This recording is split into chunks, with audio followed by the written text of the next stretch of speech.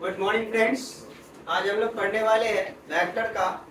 ये चौथा क्लास होने जा रहा है। आज हम लोग पढ़ेंगे वेक्टर ऑपरेशन।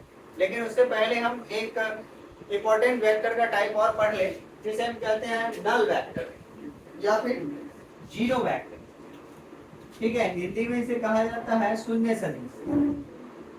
ठीक है,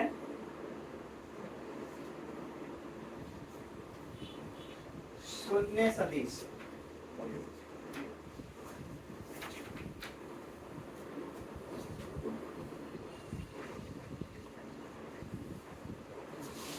नल वेक्टर बोल सकते हैं इसे, या जीरो वेक्टर।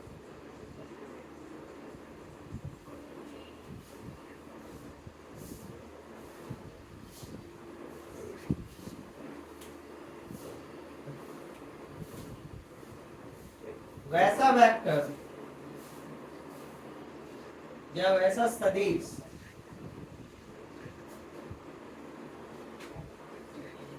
जिसका परिमाण शून्य हो, उसे शून्य सदिश कहते हैं।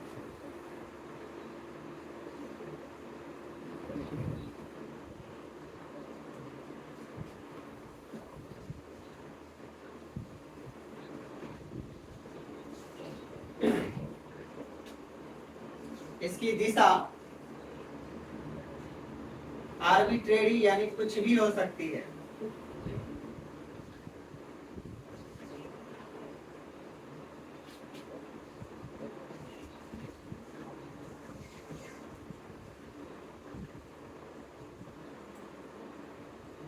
इसे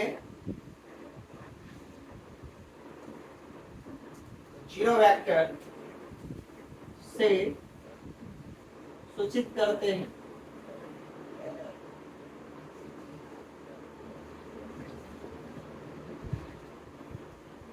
अब इसके कुछ गुण होते हैं दोस्तों, एक एक करके जान लीजिए।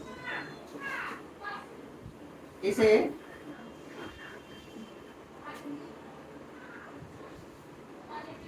इसका इस्तेमाल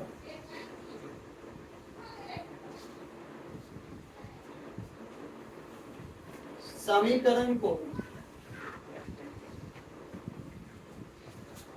संतुलित करने के लिए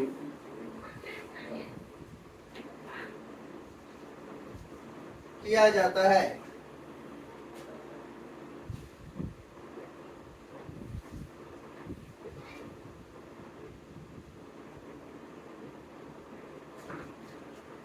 अर्थात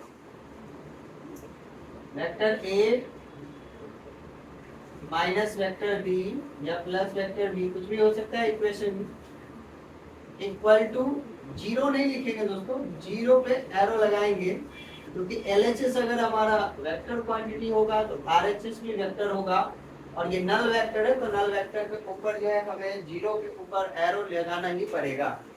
ठीक है,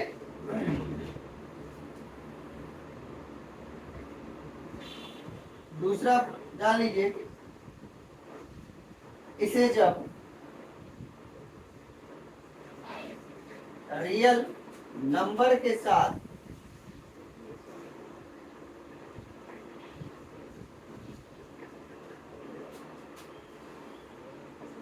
जोड़ा जाता है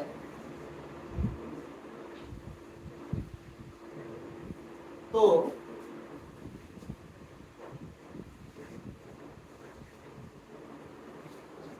अब मान लीजिए m कोई रियल नंबर है और इसे हम नल वेक्टर के साथ जोड़ते हैं, तो हमें जो रिजल्ट प्राप्त होगा वो एक रियल नंबर होगा। ठीक इसी तरीके से सब्ट्रैक्शन में भी होगा, अगर मल्टीप्लाई कर देते हैं तो वो हमें नल वेक्टर प्राप्त होगा। ठीक है दोस्तों, तो आप टाइप्स में ज्यादा टाइम नहीं लेते हुए हम वेक्टर ऑपरेशन की बात करते हैं और पढ़ेंगे आज का टॉपिक वेक्टर एडिशन, जिसमें हम बात करेंगे triangle law of vector addition की। ठीक है दोस्तों, आप इसे उतार लें।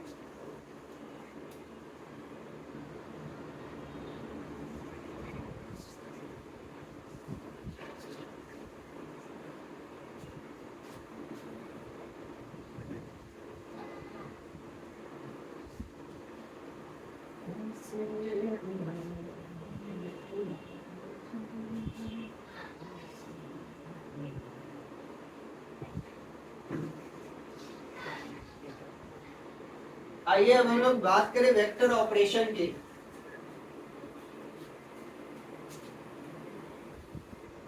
आज का नया टॉपिक है वेक्टर ऑपरेशन।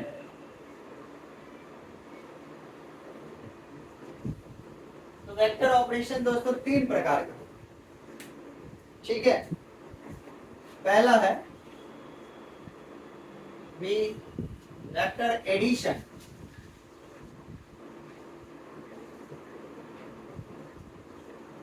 और दूसरा है वेक्टर सब्ट्रैक्शन,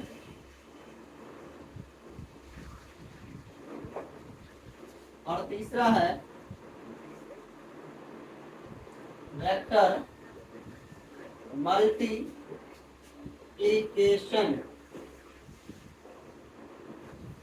वेक्टर का डिवीजन नहीं होता है दोस्तों, तो ये तीन चीज पढ़ेंगे।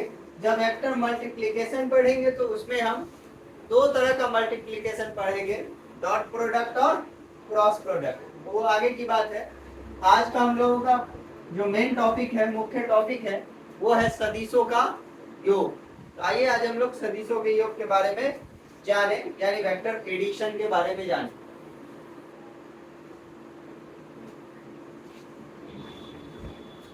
वेक्टर एडिशन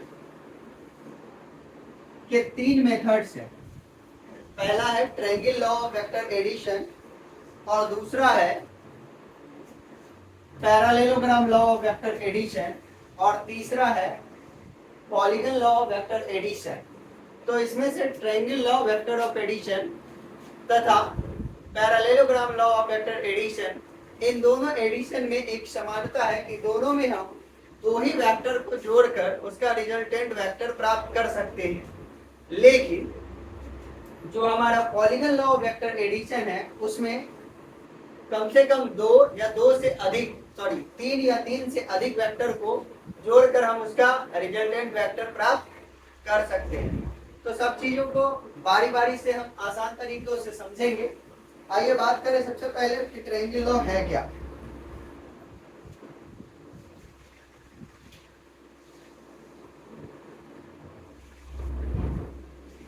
सदिश योग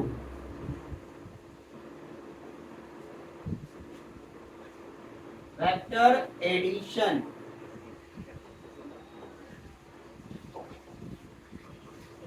अब इसमें हम पहले बात करें सदिश योग के त्रिभुज नियम।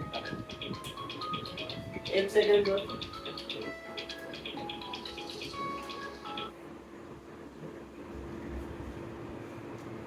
सदिश योग के त्रिभुज नियम।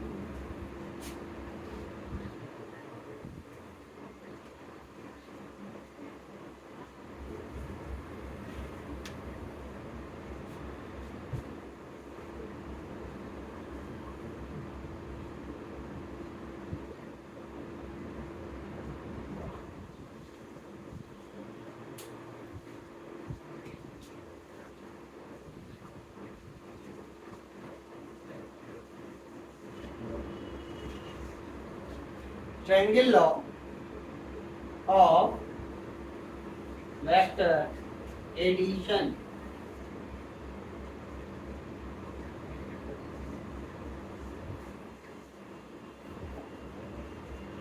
Triangle law of vector addition, ठीक है। इसे आप टॉपिक बना ले और नोट्स लिखने के लिए तैयार हो जाए।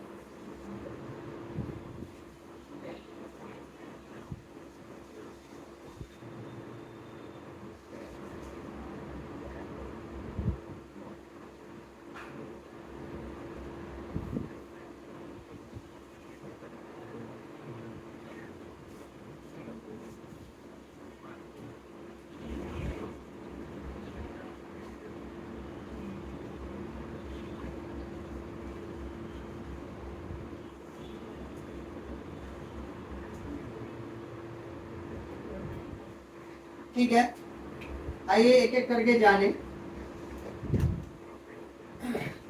इस नियम की सहायता से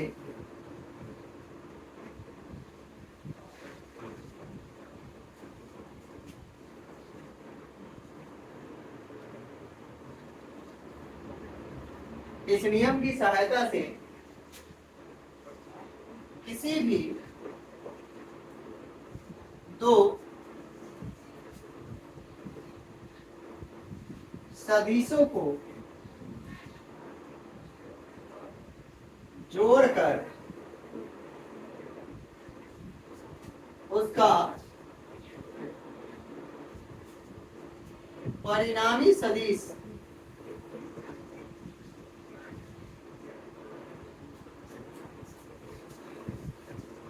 ज्ञात किया जा सकता है।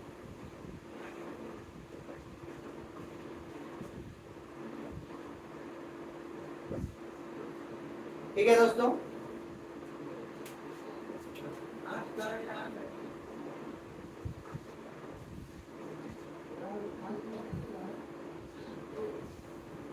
जिन दो वेक्टर्स को जोड़ना होता है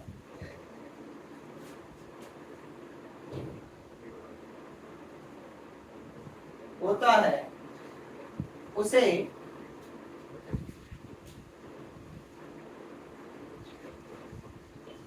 इंडिविजुअल वेक्टर कहते हैं। उसे इंडिविजुअल वेक्टर कहते हैं। यहां तक नोट कर लें।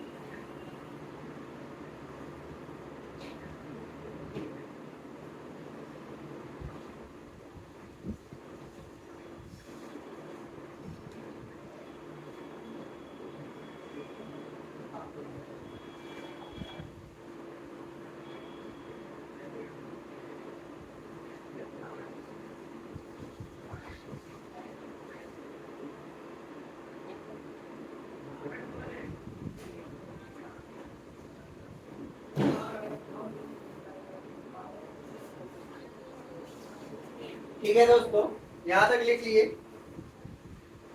अब माय डियर स्टूडेंट्स, आगे की बात करें तो हमारा ट्रायंगल लॉ और वेक्टर लॉ भी आप इसे कह सकते हैं, ये कहता है कि हम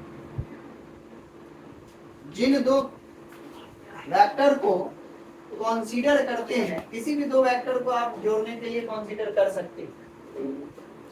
ठीक है, तो जिन दो वेक्टर को कंसीडर करते हैं उन दो वेक्टर को एक दूसरे के पैरेलल शिफ्ट करेंगे और फर्स्ट वेक्टर के हेड को दूसरे वेक्टर के टेल के साथ जोड़ेंगे ताकि उसके मैग्नीट्यूड में कोई परिवर्तन या डायरेक्शन में कोई परिवर्तन ना हो सके। ठीक है, तो आइए हम सबसे पहले मान लेते हैं कि दो वेक्टर है, कंसीडर करते हैं। माना कि दो वेक्टर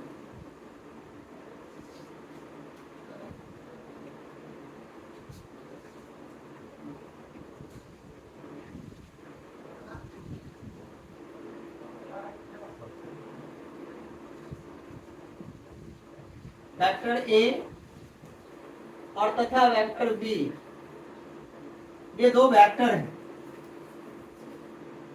तो इन दोनों वेक्टर को हम कहेंगे इंडिविजुअल वेक्टर और इन दोनों वेक्टर को जोड़कर हमें रिजल्टेंट वेक्टर का मान प्राप्त करना है। तो हम क्या करेंगे कि फर्स्ट वेक्टर के हेड को दूसरे वेक्टर के टेल के साथ कनेक्ट करेंगे और कनेक्ट कुछ इस प्रकार करेंगे कि फर्स्ट वेक्टर का या सेकंड वेक्टर का मैग्नीट्यूड और डायरेक्शन नहीं बदले। तो ये हमारा फर्स्ट वेक्टर के हेड को दूसरे वेक्टर के टेल के साथ क्या कर दिए, जोड़ दिए। अब एक अन्य वेक्टर की सहायता से एक ट्रायंगल पूरा करेंगे। ये जो अदर वेक्टर लिया गया, यही वेक्टर हमारा आर होगा या फिर आप इसे बोल सकते हैं वेक्टर सी। तो अगर हम इसे साइक्लिक ऑर्डर में जोड़ते हैं तो ये डायरेक्शन इस तरह का होगा अब डिस्प्लेसमेंट वेक्टर का कॉन्सेप्ट इस्तेमाल करेंगे और तीनों को जोड़ देंगे।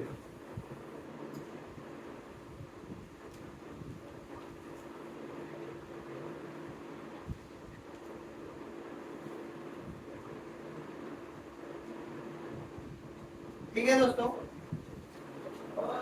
तो vector A plus vector B plus vector C equal to क्या मिलेगा हमें, 0। ठीक है, क्योंकि इनिशियल पॉइंट और फाइनल पॉइंट एक ही जगह पर है, तो यहां से हमें vector A plus vector B प्राप्त होगा और माइनस वेक्टर सी होगा। इसे ही हम लिख सकते हैं vector A plus vector B equal to vector R, चूंकि minus vector C equal to vector R. अब यहाँ पे माइनस साइन जो है वो अपोजिट डायरेक्शन को बताएगा, तो हमारा जो है नेक्स्ट जो डायग्राम होगा वो ट्रायंगल लॉ का इस तरह बन जाएगा।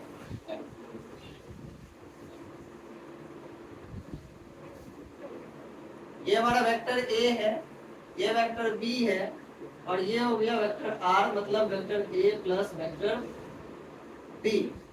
तो यहाँ जो एंगल बनेगा वो अल्फा होगा और इस लाइन को आगे बढ़ाएंगे तो यहाँ जो एंगल बनेगा वो थीटा होगा। तो जब हम आगे, अभी तो सिर्फ आपको जोड़ने का तरीका बताए हैं, आगे मैग्नीट्यूड निकालने का फॉर्मूला नेक्स्ट क्लास में बताएंगे। कल के क्लास में हम ट्रायंगल लॉ की सहायता से यहाँ से एक रचना करेंगे और इसे राइट एंगल ट्रायंगल बना देंगे। फिर ए बी और आर का मान निकालकर पाइथागोरस प्रमेय यूज करके हम इसमें जो है मैग्नीट्यूड का फॉर्मूला प्रूफ करेंगे। R equal to root under A square plus B square plus 2ab cos theta, ये फॉर्मूला होता है हमारा मैग्नीट्यूड निकालने का। तो कल की क्लास में हम मैग्नीट्यूड निकालने का फॉर्मूला पता करेंगे, क्योंकि आज टाइम नहीं बचा है, तो टाइम को देखते हुए आज टॉपिक हम यहीं पर समाप्त करते हैं। तो आज के क्लास में हम ये सीखे कि जिन दो वेक्टर को जोड़ना होता है उन दो वेक्टर को इंडिविजुअल वेक्टर कहा जाता है और एक अन्य वेक्टर की सहायता लेंगे और ट्रायंगल का निर्माण कर लेंगे। क्योंकि ट्रायंगल लॉ है, तो जब तक ट्रायंगल बनेगा नहीं तो लॉ काम कहाँ से करेगा। तो ट्रायंगल लॉ में हमें बताया गया कि फर्स्ट वेक्टर के हेड को दूसरे वेक्टर के टेल के साथ जोड़ते हैं। ठीक है, और यहाँ जो एंगल है इस थीटा का ही इस्तेमाल इस जगह पे cos थीटा के जगह पे करेंगे, क्योंकि थीटा जो इस्तेमाल होगा वो angle between first vector and second vector यानी वेक्टर ए और वेक्टर बी के बीच का। तो यहाँ पर अगर बात करते तो बाहर का एंगल हो जाएगा, इसके बीच का एंगल नहीं बनेगा। तो इसके लिए हमको क्या करना होगा कि इसको आगे बढ़ाना पड़ेगा, तब ये वेक्टर बी होगा और ये हमारा वेक्टर ए होगा। तो इसके बीच का एंगल जो बना वो थीटा बनेगा। और ये जो अल्फा बन रहा है ये रिजल्टेंट वेक्टर और फर्स्ट वेक्टर के बीच है, तो ये एंगल हमको जो है रिजल्टेंट वेक्टर के डायरेक्शन की जानकारी देगा। और याद रखना है कि हमेशा वेक्टर ए और वेक्टर बी के बीच जो एंगल बनेगा वो थीटा वाला जो कोण होगा वही मान हम वहां पुट करेंगे। ठीक है, तो ठीक है दोस्तों, आज के लिए धन्यवाद। इतना ही।